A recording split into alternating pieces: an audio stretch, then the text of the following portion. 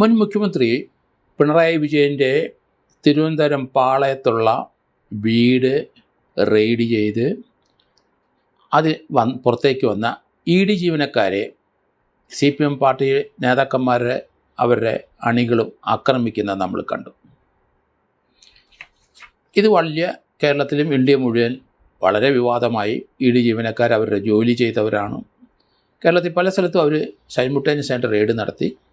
മുൻ മുഖ്യമന്ത്രി പിണറായി വിജയൻ തൻ്റെ ഔദ്യോഗിക വസതി ഒഴിഞ്ഞ് തിരുവനന്തപുരം പാളയത്ത് അവിടെ ഒരു വീട് വാടകയ്ക്കെടുത്ത് അവിടെ താമസമായിരുന്നു. എന്തായാലും ആ വീട് ED ജീവനക്കാർ കഴിഞ്ഞ 27-ാം തീയതി വെളുപ്പിന് 5 മണിക്ക് 4-4:30 മണിക്ക് അവിടെ എത്തി. 5 മണി മുതൽ അവിടെ റെയ്ഡ് നടത്തി. അവർ മുഖ്യമന്ത്രിയായിരുന്ന വ്യക്തിയെ ചോദ്യം ചെയ്തില്ല. അദ്ദേഹത്തിൻ്റെ മകളെ ചോദ്യം ചെയ്ത് ഉച്ചയ്ക്ക് നോട്ടെടുത്ത് വിശദമായി അവരെ ചോദ്യം ചെയ്ത ശേഷം അവർ 5 ജീവനക്കാരും 8 CISF പോലീസ് ഉദ്യോഗസ്ഥരും അവരുടെ കാറിൽ വെളിയിലിറങ്ങിയപ്പോൾ വെളിയിൽ നിന്നിരുന്ന CPM സംസ്ഥാന സെക്രട്ടറി ഉൾപ്പെടെയുള്ള നേതാക്കന്മാരും അവരുടെ അണികളും ഇവരെ ആക്രമിച്ചു. അവർക്ക് പരിക്കേറ്റു. അവരുടെ കാറുകൾ തല്ലിത്തകർത്തു. അതിന് നേതൃത്വം കൊടുത്ത സംസ്ഥാന നേതാക്കന്മാരെല്ലാം അവിടെയുണ്ട്. ED ജീവനക്കാരെ പോലീസ് രക്ഷപ്പെടുത്തി. എന്തായാലും ഇതേ സംബന്ധിച്ച് ഒരു കേസ് മ്യൂസിയം പോലീസ് സ്റ്റേഷനിൽ രജിസ്റ്റർ ചെയ്തു. 2 കേസുകളാണ് അവിടെ രജിസ്റ്റർ ചെയ്തത്. ഒന്ന് ED ജീവനക്കാരുടെ പരാതിയിൽ പുറത്തൊരു കേസ്, മറ്റൊന്ന് ആ സമയത്ത് അത് തടയാൻ ശ്രമിച്ച വട്ടിയൂർക്കാവ് പോലീസ് സ്റ്റേഷനിൽ ഒരു പോലീസുകാരനെ SFI DYFI നേതൃത്വത്തിലുള്ളവർ ആക്രമിച്ചു. അതിനൊരു കേസ്. അത് SFI ജില്ലാ പ്രസിഡന്റ് വിജയ് വിമൽ എന്ന ആളുടെ നേതൃത്വത്തിലായിരുന്നു ആക്രമണം നടത്തിയത്. പോലീസുകാരന് പരിക്കേറ്റു. ഈ സർക്കാർ ജീവനക്കാരെ EDക്കാരെ സംരക്ഷിക്കാൻ പുറപ്പെട്ട അവരെ കാർ തകർക്കുകയും അവരെ ദേഹോദ്രവം ചെയ്യുന്ന സമയം അത് പ്രിവെൻറ്റ് ചെയ്യാൻ ശ്രമിച്ച പോലീസ് ഉദ്യോഗസ്ഥനെ മർദ്ദിച്ചത് SFI ജില്ലാ പ്രസിഡൻ്റായിരുന്ന വിജയ് വിമലാണ്. അഞ്ചുതെങ്ങ് ഗ്രാമപഞ്ചായത്തിലെ ഒരു മെമ്പറാണ് അദ്ദേഹം. വെളുപ്പിനെ അദ്ദേഹത്തിൻ്റെ വീട്ടിൽ നിന്ന് അന്വേഷണ ഉദ്യോഗസ്ഥന്മാർ അറസ്റ്റ് ചെയ്തു. ആ അറസ്റ്റ് ചെയ്ത ആളെ റിമാൻഡ് ചെയ്തു. ജാമ്യത്തിനായിട്ട് Thiruvananthapuram judicial first class magistrate കോടതിയിൽ നീങ്ങി. പക്ഷേ ഇന്ന് ജാമ്യം നിഷേധിച്ചു. അതേസമയത്ത് ഇന്നലെ ആ ED ജീവനക്കാരെ ആക്രമിച്ച കേസ് കൻ്റോൺമെൻറ്റ് അഡീഷണൽ കമ്മീഷണറുടെ നേതൃത്വത്തിൽ 4 SHOമാർ, തിരുവനന്തപുരം സിറ്റിയിലെ 4 SHOമാരാണ് അത് അന്വേഷിക്കുന്നത്. ആ കേസിൻ്റെ അന്വേഷണം മുന്നോട്ട് കൊണ്ടുപോയി.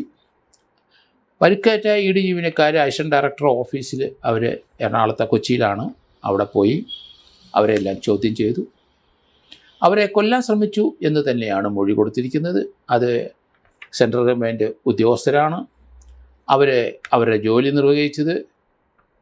ആ കൃത്യസ്ഥലത്ത് വന്ന് അത് പ്രതിരോധിക്കുകയും അവരെ ആക്രമിക്കുകയും ചെയ്തവർക്കെതിരായി കേസുകൾ എടുത്തിട്ടുണ്ട്. 26 പേരെ ഇതുവരെ അറസ്റ്റ് ചെയ്തിട്ടുണ്ട്. അതിൽ 3 പേര് ജാമ്യത്തിന് പോയി ജാമ്യം കൊടുത്തില്ല. ബാക്കിയുള്ളവർക്ക് ജാമ്യം കിട്ടാനുള്ള സാധ്യതയും വളരെ കുറവാണ്. അതേസമയം തങ്ങളെ കൊല്ലാനാണ് ശ്രമിച്ചത് എന്നും മൊഴി കൊടുത്ത് അത് തീർച്ചയായിട്ടും ഒരു രാജ്യദ്രോഹ പ്രവൃത്തിയായിട്ട് തന്നെ കണക്കാക്കേണ്ടി വരും.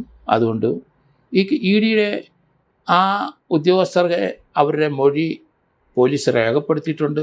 അതനുസരിച്ച് അറ്റംപ്റ്റ് ടു മർഡർ തന്നെയാണ് നടന്നത്. അതുകൊണ്ട് അതിൻ്റെ അന്വേഷണം കേരള പോലീസിൽ നിന്ന് മാറാനുള്ള സാധ്യത വളരെ കൂടുതലാണ്. ചിലപ്പം ആ കേസിനകത്ത് NIA അല്ലെങ്കിൽ CBI വരും എന്ന് തന്നെയാണ് ഞാൻ കരുതുന്നത്.